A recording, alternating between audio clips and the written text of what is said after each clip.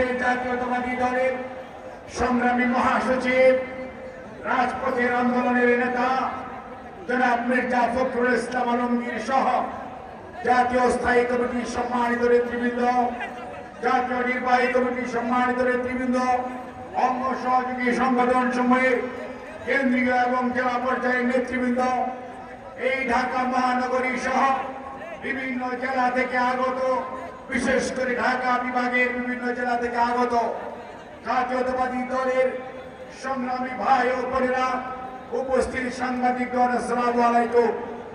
আমি আমার বক্তব্য শুধু কৃতজ্ঞতা জানাতে চাই মহান রব্বুল আলামিনের কাছে।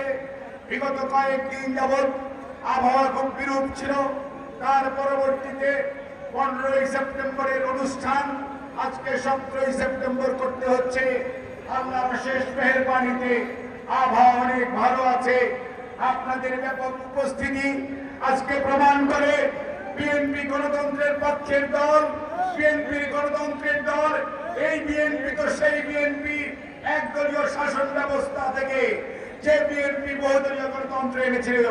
4টি পত্রিকা থেকে অনেকগুলো পত্রিকা খুলে দিয়েছিল। প্রেসিডেন্সিয়াল ফর্ম অফ গভর্নমেন্ট থেকে পার্লামেন্টারি ফর্ম অফ গভর্নমেন্টে পরিবর্তিত করেছিল মানুষের ভোটাধিকার নিশ্চিত করার জন্য।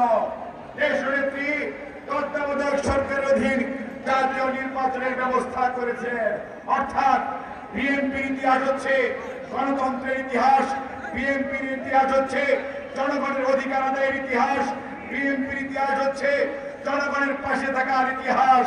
কাজেই আজকে গণতন্ত্র দিবস উদযাপনের অধিকারও বাংলাদেশ জাতীয়তাবাদী দলের। আর আজকে যে অবস্থায় দাঁড়িয়ে 2024-এর 15ই সেপ্টেম্বর তথা আজকের যে সমাবেশ, তার কারণ হচ্ছে আমাদের নেতা বলেছেন গণতন্ত্র পুনরুদ্ধারের লড়াইয়ে আপনারা আমরা সবাই ছিলাম, এখনো আছি, ততক্ষণ পর্যন্ত থাকবো যতক্ষণ পর্যন্ত এদেশের মানুষ তার ভোটাধিকার ফেরত পাবে না, দেশের মালিকানা ফেরত পাবে না। কাজেই বন্ধুগণ, আমাদের সজাগ থাকতে হবে, ষড়যন্ত্রকে মোকাবেলা করতে হবে। দেশনায়ক তারেক রহমানের নেতৃত্বে আগামী দিনে গণতন্ত্র পুনঃপ্রতিষ্ঠার মাধ্যমে শুধুমাত্র জনগণের মুক্তি আসার, জনগণের অধিকার আদায়ের মাধ্যমে গণতন্ত্র মুক্ত হবে। দেশনেত্রী বেগম খালেদা জিয়ার সুচিকিৎসা নিশ্চিত হবে, দেশনায়ক তারেক রহমানের স্বদেশ প্রত্যাবর্তন সুনিশ্চিত হবে, দেশের হারানো গণতন্ত্র পুনরুদ্ধারের মাধ্যমে লুণ্ঠিত অর্থ ফেরত আসবে, অন্যায়কারীদের বিচার হবে। বাংলার মাটিতে আপনাদের সবাইকে আবারও সংগ্রামী অভিনন্দন, আবারও কৃতজ্ঞতা।